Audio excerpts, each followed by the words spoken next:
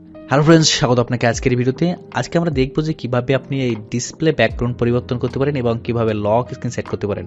আপনি চাইলে ডিসপ্লেতে কিন্তু স্লাইড ব্যবহার করতে পারবেন অথবা কোনো সলিড কালার ইউজ করতে পারবেন। সেটা কিভাবে করবেন আজকের ভিডিওতে কিন্তু আমরা সেটাই দেখব। তো চলুন শুরু করা যাক। প্রথমে আপনি জাস্ট ডিসপ্লের উপরে রাইট বাটন ক্লিক করবেন। ক্লিক করার পরে পার্সোনালাইজ এই অপশনের ভিতরে ক্লিক করবেন। ক্লিক করলে আপনাকে সেটিংয়ের ভিতরে নিয়ে যাবে। আমরা এখানে ব্যাকগ্রাউন্ড দেখতে পাচ্ছি। সো না চিনলে এখানে ব্যাকগ্রাউন্ডে ক্লিক করবেন। ব্যাকগ্রাউন্ডে ক্লিক করলে কিন্তু দেখতে পাবেন ব্যাকগ্রাউন্ডে এখানে রয়েছে পিকচার। সো এখানে পিকচার বলতে যে পিকচারটা আপনি এখানে দিতে চান।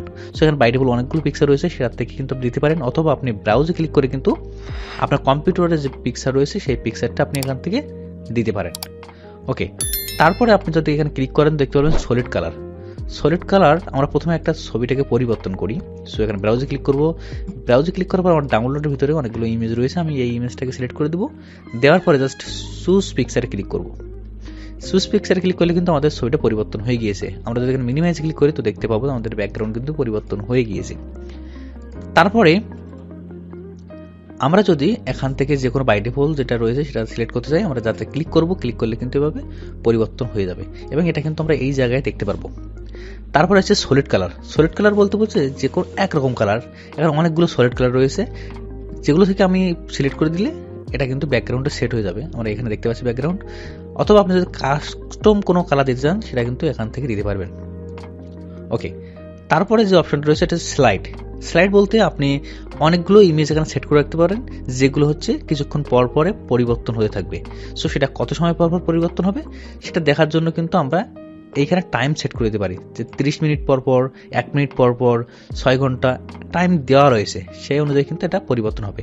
সো আমরা এখানে যতগুলো ইমেজ ব্যবহার করব সেই ইমেজগুলো এখান থেকে সিলেক্ট করে দেবো। আমার এখানে অনেকগুলো ইমেজ রয়েছে, আমি ইমেজগুলোকে একটু সিলেক্ট করে দেবো। সো আমরা যদি এখানে পিকচারে ক্লিক করি, ব্রাউজে ক্লিক করি, যে ফোল্ডারে ইমেজগুলো রয়েছে সেই ফোল্ডারটা সিলেক্ট করে দেবেন। এখান থেকে চুজ দিস ফোল্ডার এটা ক্লিক করবেন। তাহলে কিন্তু আপনার ব্রাউজার যে ফোল্ডার রয়েছে সেটা কিন্তু সিলেক্ট হয়ে যাবে।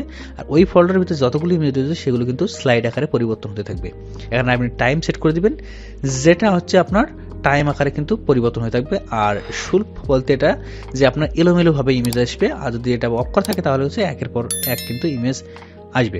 আর এখানে আপনি এখানে ফিল করে দিতে পারেন। এটা হচ্ছে ফিল করা বলতে এটা সেট হয়ে থাকবে আপনার এর সাথে, আপনার ডিসপ্লের সাথে। ওকে, তারপরে হচ্ছে আপনার হচ্ছে স্পটলাইট, উইন্ডোজ স্পটলাইট।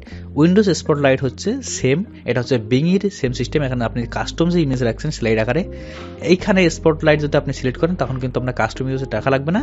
এটা বাই ডিফল্ট ইমেজ পরিবর্তন হয়ে থাকবে। এখানে যেমন লাল আছে এরপরে কিন্তু পরিবর্তন হয়ে থাকবে এভাবে। সো আপনার যেটা পছন্দ হয় সেটা কিন্তু এখানে রেখে দেবেন। রাখার পরে আপনি এখানে লক স্ক্রিন আসবেন। লক স্ক্রিন আসার পর এখানে কিন্তু আপনি লকে যে ইমেজগুলো দিবেন সেই ইমেজগুলো কিন্তু এখানে সেট করতে পারেন, অথবা ব্রাউজ করে কিন্তু ব্রাউজার থেকে এখান থেকে নিতে আসতে পারেন। এখানে যে ব্রাউজে যে ইমেজ রয়েছে সেটা কিন্তু আপনি এখান থেকে এভাবে সিলেক্ট করে দিতে পারেন আপনার। তাহলে কিন্তু সেই ইমেজটা আপনার সেট হয়ে যাবে আপনার লক স্ক্রিনে। সো এভাবে কিন্তু আপনি লক স্ক্রিন সেট করতে পারেন। সো এই ছিল ছোট্ট একটা ভিডিও। আশা করি ভিডিওটা ভালো লেগেছে। ভালো থাকে লাইক করবেন। দেখা হচ্ছে পরের ভিডিওতে, ততক্ষণ জন্য বাই বাই, টাটা।